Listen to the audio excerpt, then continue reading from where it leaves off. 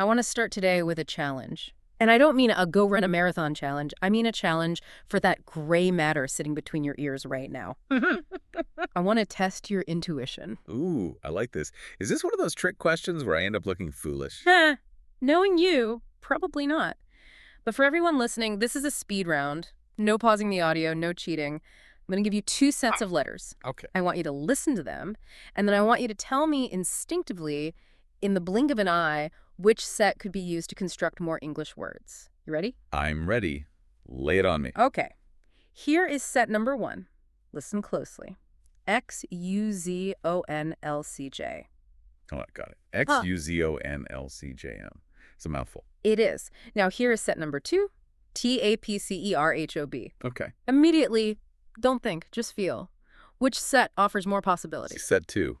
Absolutely set 2. Not even a contest. You didn't even hesitate, not for a fraction of a second. Not for a microsecond. It was an instant gut feeling. And I bet if we could poll everyone listening right now, 99% of them just screamed set 2 at their phone or in their car. Oh, for sure. And you're right. Everyone is right. Set 2 is the clear winner.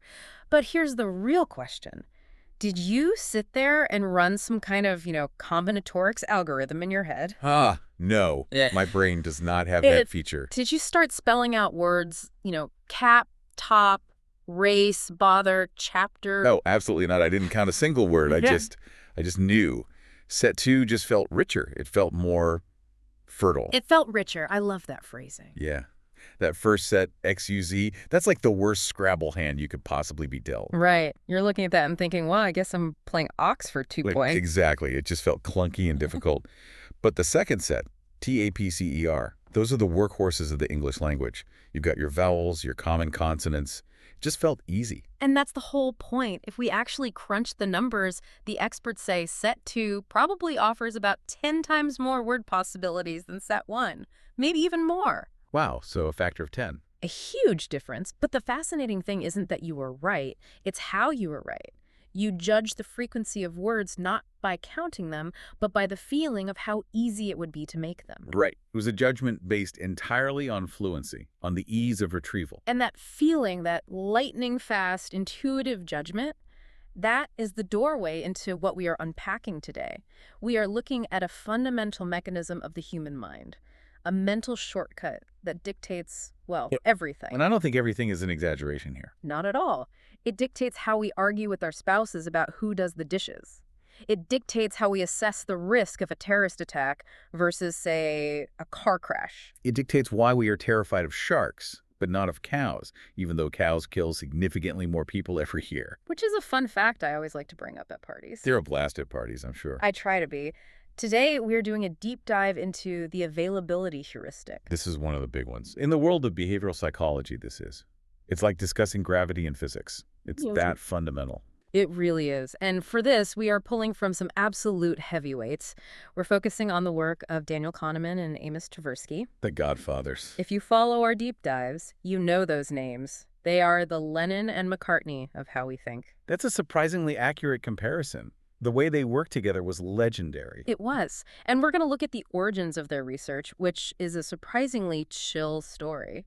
We're going to look at some mind-bending experiments involving, of all things, facial expressions. Yes, literally how smiling or frowning can change how you assess yourself. It's wild stuff. And ultimately, we're trying to answer a pretty disturbing question. Why does our brain constantly substitute easy questions for hard ones? And the mission here, really, for you listening, is to understand our own blind spots.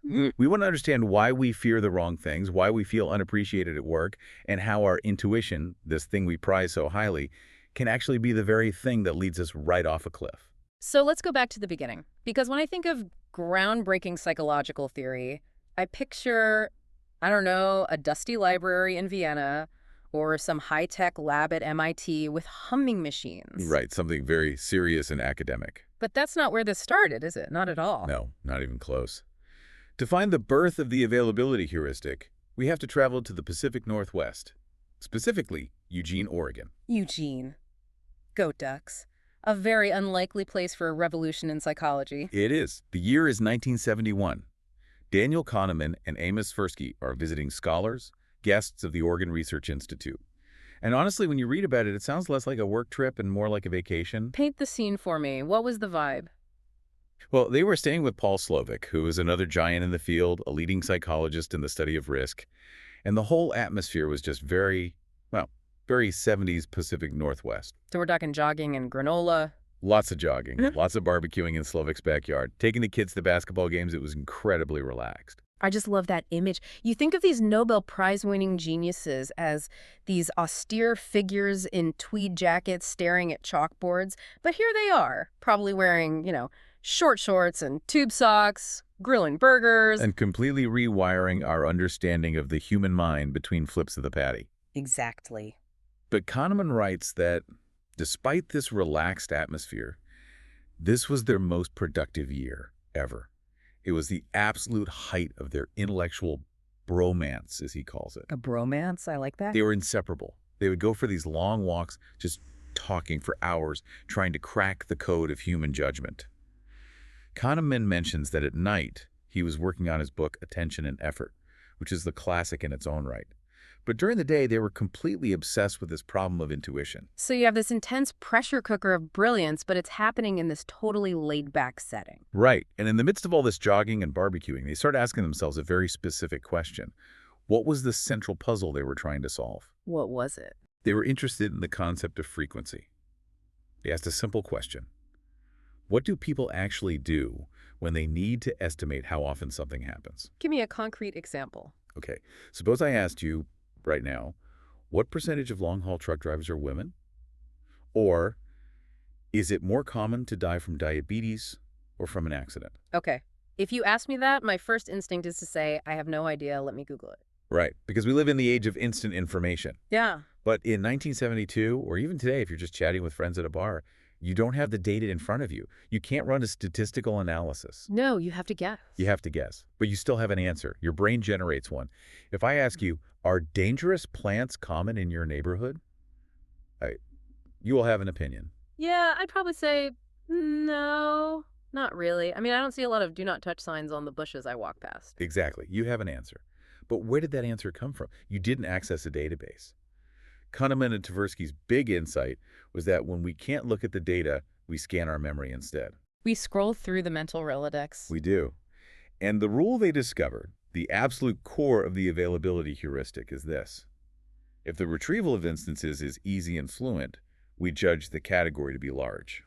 So if I can easily think of 3 people I know who got divorced after the age of 60. Your brain concludes, wow, late-life divorce must be an epidemic. Even if statistically it's not. It doesn't matter what the statistics say. It matters what your memory says. And if I ask you about dangerous plants, and you really struggle to think of even one example besides maybe poison ivy? Or Venus flytrap, if I've been watching a cartoon recently. Right. But because you struggle to find those examples, your brain concludes, this must be rare. It sounds so simple when you lay it out like that. Easy to remember equals common. Hard to remember equals rare. But it's actually a pretty sophisticated magic trick, isn't it? Because the brain is doing a switcheroo. It is a classic substitution. And this is a key concept in all of Kahneman's work. The brain is, for lack of a better word, lazy. I resent that, but please go on. It's lazy in an evolutionary adaptive way. It's all about conserving energy. The question, how frequently does this category actually occur in the world, is a very hard question. It's a statistics question. It requires data, analysis, sampling. It burns calories. It's a system 2 question. It's Yeah, heavy cognitive lifting. right. So the brain, your fast, intuitive system 1, substitutes it with a much, much easier question. Instead of how frequent is this, it asks, how easily can I remember an example of this? And crucially, those are not the same question. They are definitely not the same question.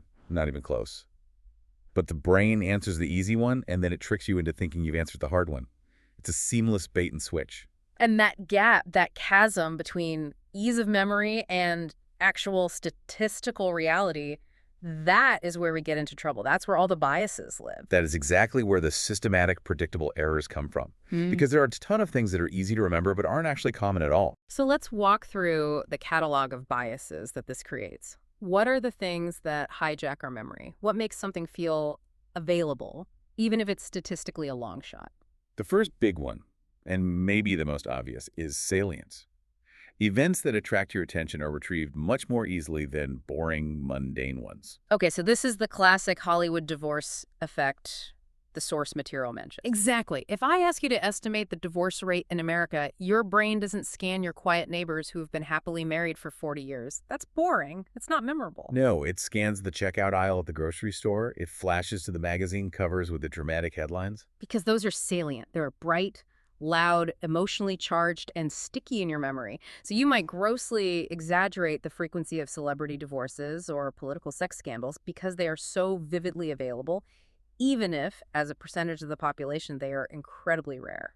This reminds me so much of how we consume news in general. I mean, if my entire picture of the world comes from scrolling through a social media feed, you're getting a greatest hits of the most extreme, salient, and outrageous events of the day. Right.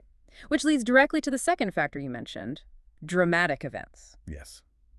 Drama temporarily alters your entire perception of risk. The classic example they use is a plane crash. Oh, for sure. One plane goes down anywhere in the world, and it leads the news for days. And suddenly everyone at the airport is gripping the armrest on takeoff thinking, well, this is it. Even though the actual statistics of flight safety haven't changed one iota from the day before the crash to the day after, you are exactly as safe as you were yesterday. But it doesn't feel that way. It doesn't feel that way because the event is now highly available. It's right there at the front of your working memory, flashing in neon lights. Kahneman uses a really visceral example in the text, seeing a car on fire on the side of the road. Yes. I've seen that before. It's a haunting image. You drive past, you feel the heat through your window, you see the black smoke pouring out. And what happens in the minutes after you drive past that scene? Well, you slow down, you put two hands on the wheel, you stop checking your phone, you're suddenly very aware of every other car around you. The world feels tighter, more dangerous? Exactly. For a little while, the world feels like a much more dangerous place. Yeah. The objective probability of you getting into an accident hasn't changed at all, but the availability of the concept of an accident has spiked. So I'm not reacting to reality, I'm reacting to my recent memory of a dramatic event. You are driving through a world constructed by that recent memory, not by the statistical reality. It's like wearing a pair of glasses that distorts the size of things based on how scary they are. The scarier it is, the bigger it looks. That's a great analogy. And it's not just drama from the news, it's also personal experience. Personal experiences are far more available than abstract statistics. This is the "it happened to me, so it must be a big deal" bias. Yes, precisely. The sources note that a single judicial error, like a wrongful conviction that affects you or someone you love, will undermine your faith in the entire justice system far more than reading a newspaper report about thousands of similar errors happening to strangers. That makes total sense. A picture of a suffering child is more powerful than a statistic about 1 million suffering children. Because pictures, vivid examples, personal pain, those are heavyweights in our memory. They sink to the bottom and stay there. Mere words and statistics, they're like feathers. They just float away. And this is why resisting these biases is so incredibly difficult. Kahneman writes, and I found this really relatable, that maintaining constant vigilance against these biases is a chore. It's just plain tiresome. It's exhausting. Who wants to walk around all day constantly fact-checking their own brain? Wait, is my fear of spiders rational? Let me pull up the actuarial tables on spider-related deaths. Nobody does that. It's not practical. We go with our gut. We trust the feeling. But there is one area where understanding the specific bias can actually save your relationships. Ah, yes. My favorite part of the source material. The domestic dispute. I loved this section. This is the who does the dishes study. To everyone listening, pay attention, because this might just save your marriage or at least stop you from passive-aggressively leaving notes for your roommate. It's a famous study. Researchers went to married couples and asked each spouse, privately, a simple question. What is your personal contribution to various household tasks in percentages? So things like keeping the place tidy, taking out the garbage, initiating social engagements. Right. I do 40%, my partner does 60%, that kind of thing. Simple enough. And here is the kicker. When they added up the self-estimated percentages from both spouses for a given task, what do you think the total was? Well, mathematically, in a sane universe, it has to be 100%. The pie is the pie. There are only so many dishes to wash. In the world of math, yes. In the world of human psychology, the total was significantly and consistently more than 100%. Of course it was. It was like, I do 70% of the cleaning, and the other person says, no, I do 70% of the cleaning. The total adds up to 140%. Now, the immediate cynical assumption is that people are arrogant or self-serving liars. You know, I do everything around here. My partner is lazy. That's certainly the narrative that plays out in the argument that follows. Right. But the researchers suggest it's not actually about ego or lying. It's a straightforward case of availability bias. I think I see where this is going. It's about what camera angle you're watching the movie of your life from. That's the perfect way to put it. Think about it from your perspective. You remember every single time you took out the trash. You were there. I was the hero of that story. You were the protagonist. You felt the cold air. You smelled the garbage. You remember the grunt of effort as you lifted the too heavy bag. That memory is vivid, detailed, and highly available. But when my partner takes out the trash... You might be in the other room watching TV. You might be at work. You might just not notice. That event is unavailable to your memory. Or, at best, it's a footnote. So my own actions are filmed in 4K IMAX resolution, and my partner's actions are like a blurry, pixelated GIF I saw once? Exactly. And that fundamental difference in availability leads to a difference in judged frequency. Yeah. You aren't necessarily lying when you say you do more. You genuinely perceive that you do more because you remember doing more. Your sample of data is biased. That is profound. It reframes the entire conflict from one of laziness to one of perception. It does. And here's the twist that I found really fascinating, the part that proves it's not just about ego. Right. This applies to negative things, too. Yes, this is the clincher. Spouses also overestimated their contribution to causing quarrels. Wait, so they claimed more credit for starting fights? No, I'm pretty sure I'm the one who started that argument about the thermostat. In a way, yes. Because, again, you remember your own bad mood. You remember your own snappy comment that you instantly regretted. You remember the internal monologue leading up to the fight. But you don't have access to your partner's internal monologue. You can't see what's going on in their head. Exactly. You are the protagonist of your own memory, so you naturally assume you are the protagonist of the cause, for better or for worse. You take more credit for the good stuff and more blame for the bad stuff. That is just wild. So we are all walking around in these little subjective bubbles where we think we are the main character of every chores list and every argument. And this extends directly to the workplace. Collaborative teams constantly have this friction where every single member feels like they have done more than their share and that the others aren't grateful enough. I see this all the time. After a big project, you have 5 different people all privately thinking, I basically carried this whole team on my back. And they all honestly believe it because their own late nights and stressful moments are so much more available to them than anyone else's. So what's the fix? Do we just accept that we're all biased and miserable? Well, Kahneman suggests this is one of the few biases that we can actually de-bias, or at least mitigate. Just the act of learning about it can help. Just knowing the rule of the game changes how you play it. Right. He suggests that simply realizing that there is usually more than 100% credit to go around can diffuse a lot of the tension. I love that line. There is usually more than 100% credit to go around. It's like just knowing the math is broken helps you relax about the outcome. It allows you to forgive your partner or your teammate for overestimating their contribution because you can step back and realize you are doing the exact same thing. It's not malice, it's a glitch in the software of our minds. Okay, so that's the classic view of availability. It's been around since the 70s. I remember it easily, so I think it happens a lot. But here is where the story takes a fascinating and, frankly, weird turn. It does. Because in the 1990s, the science got a lot more complicated and a lot more interesting. It did. The field evolved. A group of German psychologists, led by a researcher named Norbert Schwartz, decided to poke at this theory. They asked a really nuanced question. What was the question? They wanted to know, does the impression of frequency come from the number of examples we manage to retrieve, the actual content, or does it come from the subjective feeling of ease of finding them, the fluency? Wait, can you explain the difference there? Because those sound very closely linked. They are linked, but they are critically distinct. Let's say I ask you to list examples of when you acted assertively. Is it the fact that you successfully came up with 10 examples that makes you feel assertive? That's the content. Or is it the fact that it was easy and effortless to come up with them? That's the fluency. I would assume it's the content. More examples equals more assertiveness. Logic suggests that if a prosecutor presents 10 pieces of evidence for a crime, the case is stronger than if they only have 3. Quantity equals truth, right? That is the logical, rational system 2 assumption. But the experiment they ran proved something deeply paradoxical, and it turned the field on its head. Let's walk through the assertiveness experiment. This is one of my all-time favorites. Okay, set the scene. I'm a participant in your study. What do I do? Imagine you're sitting in a university classroom. I divide the room into two groups. Group A, your task is simple.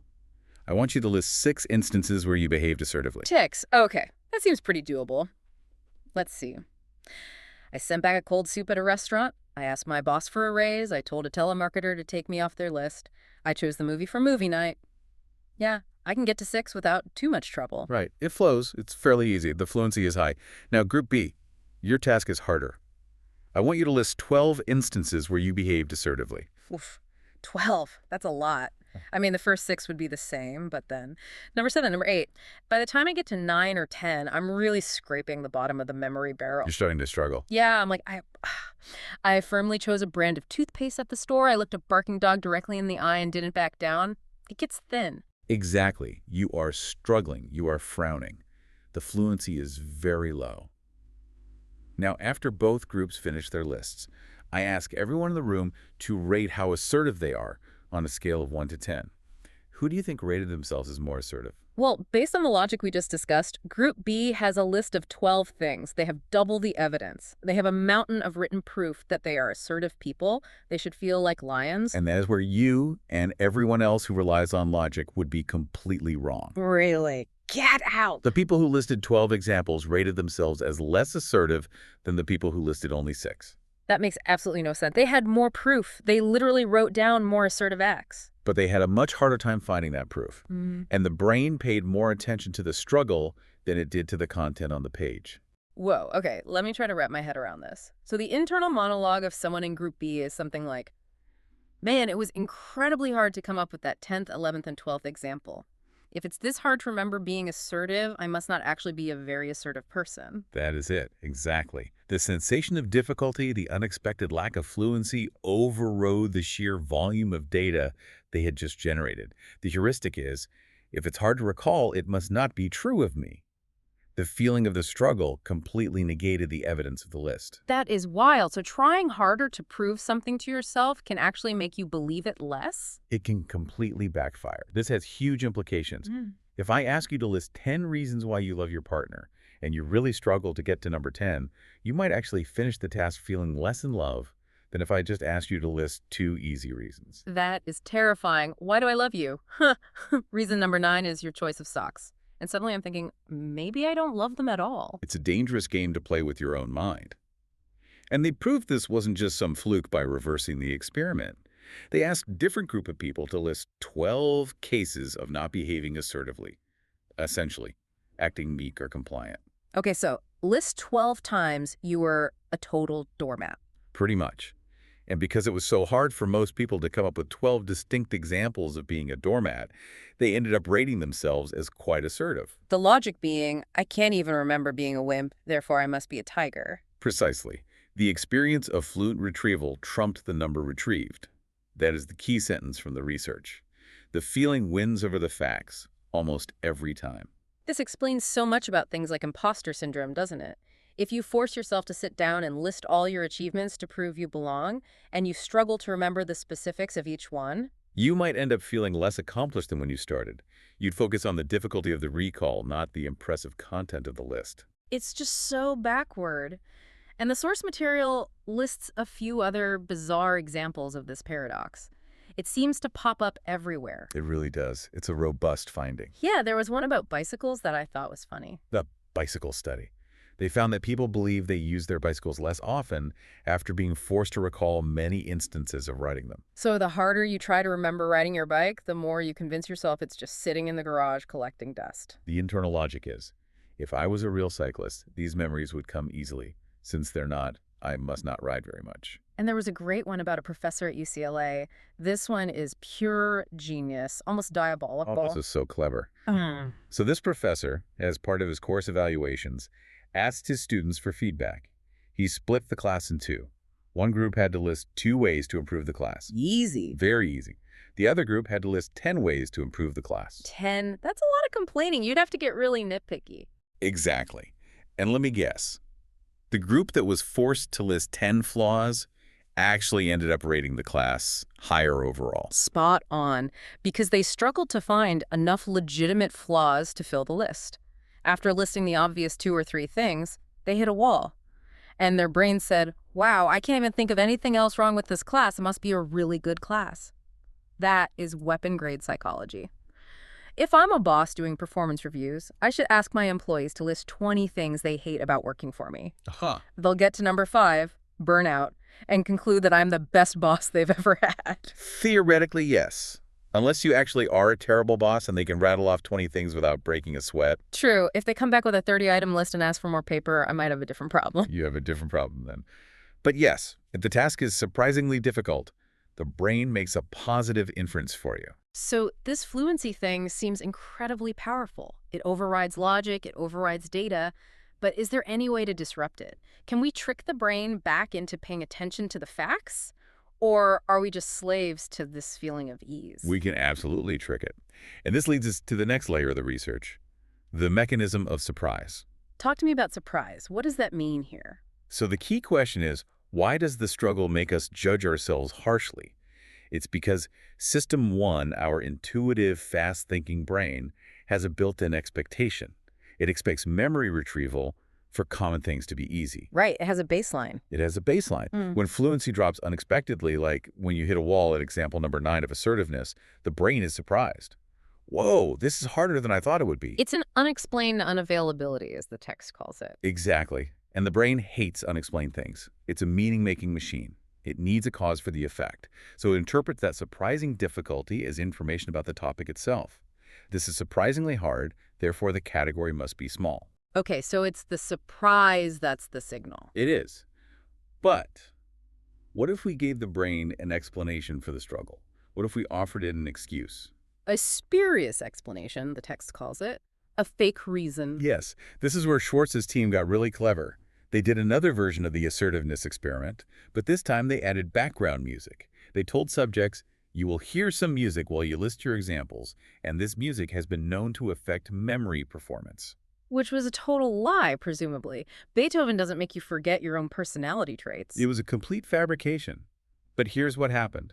When subjects in the 12 example groups started to struggle, they didn't blame themselves. They had an external scapegoat. They blamed the music. So their thought process wasn't, I'm not assertive. It was, I'm not unassertive. It's this annoying classical music that's messing with my concentration. Precisely. The internal monologue changed. Instead of, I can't think of examples because I'm meek, it became, I can't think of examples because this song is distracting me. And did that fix the bias? Did it remove the effect? It completely eliminated it. The group struggling to list 12 examples rated themselves just as assertive as the group that easily listed 6.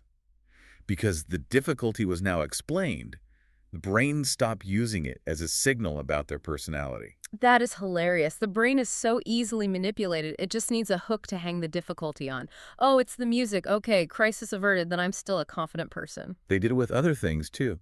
They told participants that a curved text box on the screen could make recall difficult, or that a certain background screen color could interfere with memory. Any plausible external excuse worked, if the brain can blame the environment for the difficulty. It ignores the fluency heuristic. It goes back to looking at the content. Exactly. Now, there was one more experiment in this section that I found kind of mind-blowing, and I want everyone listening to just try this right now, wherever you are. It involves your own facial expressions. Oh, yes, the smilers and the frowners. It sounds like 2 rival gangs in a 1950s musical. The smilers stay on the west side. It does. But it was a fascinating study on physical feedback loops, or embodied cognition. We tend to think that the mind controls the body. I'm happy, so I smile. I'm thinking hard, so I frown. Right. The brain sends the orders, the face obeys. But this study asked, does it go the other way? Can the body tell the mind what to feel or think? They had participants do the easy task, list 6 examples of assertive behavior, but one group was instructed to hold a pen in their teeth in a way that contracted the zygomaticus muscle. Which is a very fancy way of saying it forces you to smile. A light fake smile. Huh. The other group was told to hold the pen with their lips in a way that forced them to furrow their brow. So they were forced to frown, like you do when you're doing a difficult math problem or trying to read tiny print. Precisely. Now, physiologically, frowning normally accompanies cognitive strain.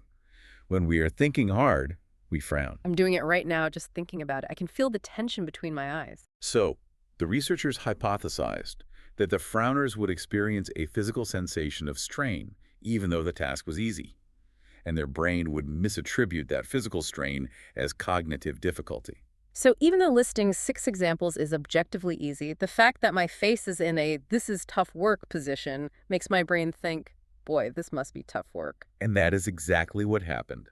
The Fruiners reported having more subjective difficulty retrieving the 6 examples, and consequently they rated themselves as having less assertiveness than the Smilers. The physical sensation of the frown hijacked their judgment. That is just... We are such biological machines, aren't we? The simple act of furrowing your brow can change your self-image. And shows how deeply integrated our physical state is with our cognitive judgments.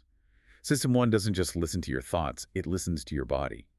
If the body says strain, the mind concludes this is hard, and the judgment shifts accordingly. So, note to self, smile when I'm trying to convince myself of something important. It certainly couldn't hurt. Okay, so we've established that our lazy, fast-thinking System 1 brain is easily fooled. It's fooled by how easy or hard it is to remember things. We are fooled by background music, by weird fonts, and by our own eyebrows. A pretty sad state of affairs for rational thought. It is. But we're not always zombies on autopilot. There has to be a time when we wake up, when System 2 kicks in and actually looks at the facts. Yes, we aren't always on autopilot. The question is, when do we stop using the lazy shortcut and start looking at the actual content? And the source material points to 2 key factors: personal involvement and stakes. Basically, it boils down to, do I actually give a damn about this? Right. Schwartz and his colleagues ran a brilliant study on heart disease risks. This is a high-stakes topic. This isn't about how assertive you are. This is about life and death. So people should be paying more attention. They should be more rational. You would hope so. They recruited 2 groups of university students. Group 1 had no family history of heart disease. For them, the topic was abstract, the personal stakes were low, they were casual about it. So they probably fell back on the easy shortcut, the availability heuristic. They did. When they were asked to recall 8 behaviors that increase heart disease risk, which is a hard task, they struggled. And because they struggled, they concluded, I can't think of that many risks, so I'm probably safe. Classic availability heuristic. The struggle to recall danger is misinterpreted as a signal of safety. If I can't name the danger, it must not be there. But then you look at Group 2. These students all had a family history of heart disease. For them, the topic was personal, immediate, and scary. The stakes were very high. So their System 2 is online, they are vigilant, they are paying close attention. Exactly. When they were asked to struggle with a list, say, listing safe behaviors they engage in, they didn't rely on the feeling of ease. They focused on the content.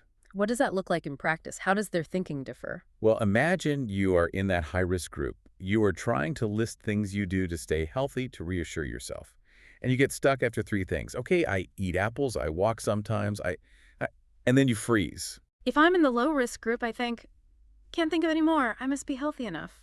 But if you are in the high-risk group, you think, oh no, I can only list 3 things I'm doing to protect myself. That is a huge problem. I am not doing enough. This struggle becomes a terrifying wake-up call, not a source of comfort. I see. So the difficulty of the task acts as a diagnostic. The message isn't, this is rare. The message is, the fact that I can't answer this question is, in itself, terrifying data. Exactly. The high-stakes group paid attention to the meaning of the content itself.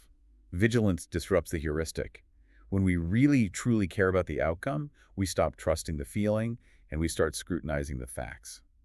So if we really care, we can override the bias. But, and this is a very big but, the source material also gives us a laundry list of conditions where we are most likely to be fooled. The go-with-the-flow condition. Yes. These are the mental and emotional states where System 1 is firmly in the driver's seat. If you find yourself in one of these states, you are highly vulnerable to this bias. Let's run through them because they're fascinating. Okay, you are more likely to be biased by availability when, 1, you are engaged in another effortful task at the same time. Multitasking makes us dumb. That tracks. If I'm checking my emails while my coworker is giving me a safety briefing, I'm not really assessing risk properly. 2, and this one is my favorite, when you are in a good mood. Wait, really? Being happy makes us more biased. I always thought happiness was good for the brain. It's good for creativity, perhaps. Yeah. But for cold, hard, critical thinking, not so much.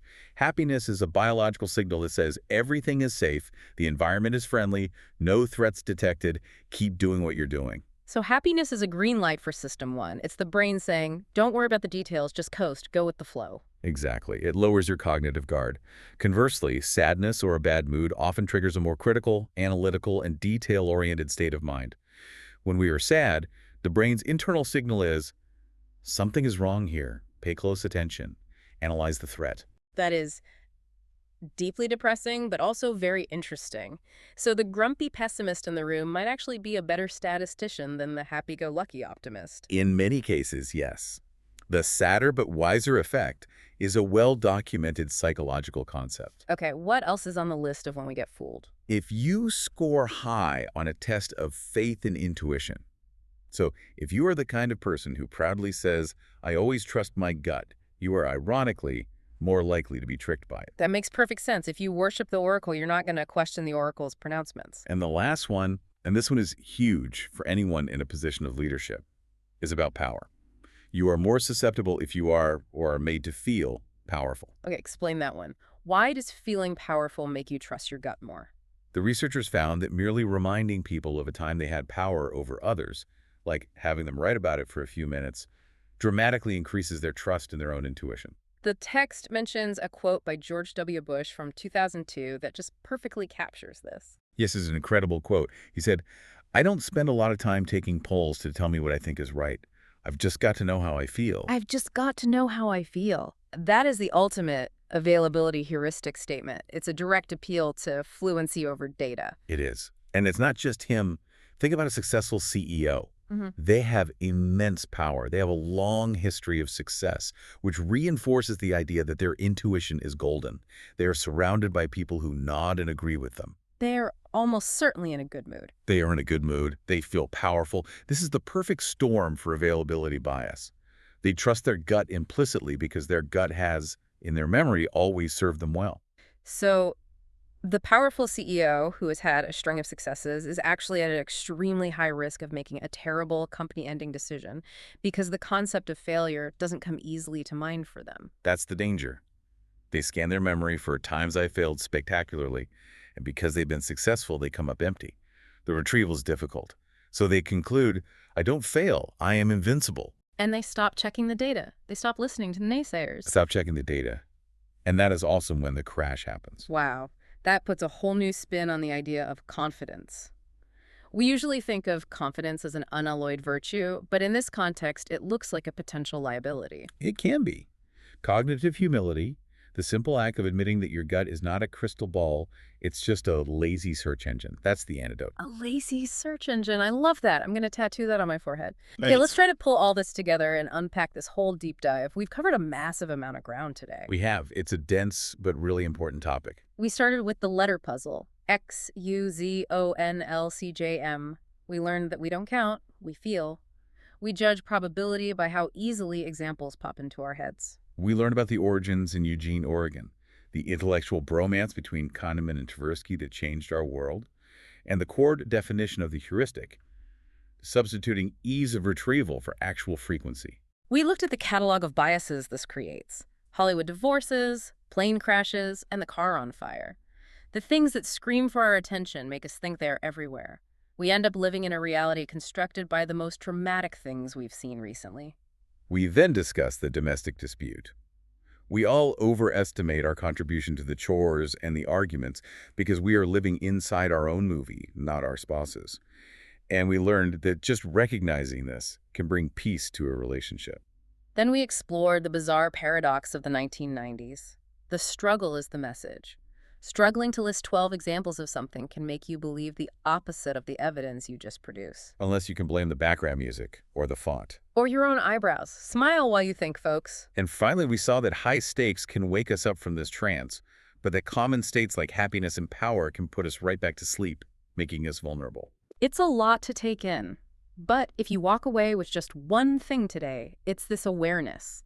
The next time you have a strong gut feeling that something is common or risky, just pause for a second and ask yourself, is it actually common, or is it just easy for me to remember right now? Is it a fact, or is it just a fluent memory? Making that distinction can be the difference between a sound decision and a very costly mistake. Exactly.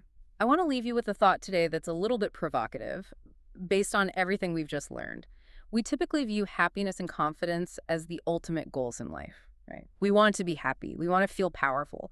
We want to be the CEO who trusts their gut and wins. It's the entire basis of the self-help industry. It's the American dream. But the science we've looked at today suggests that those very states, happiness, power, feeling good about yourself, are exactly the states where our critical thinking shuts down. We become, in Kahneman's words, cognitive misers. We just drift along on the river of our intuition. It's true. Comfort seems to breed cognitive complacency. So, my question for you to mull over is this. Is it possible that to be a truly great decision maker, to be a clear thinker, you need to cultivate a little bit of unhappiness? Or at least a little bit of productive discomfort? A little bit of frowning, perhaps, to keep System 2 online. A little bit of healthy frowning. Maybe we should all furrow our brows a little more often. Something to think about. Thank you for listening to this deep dive. We'll catch you on the next one.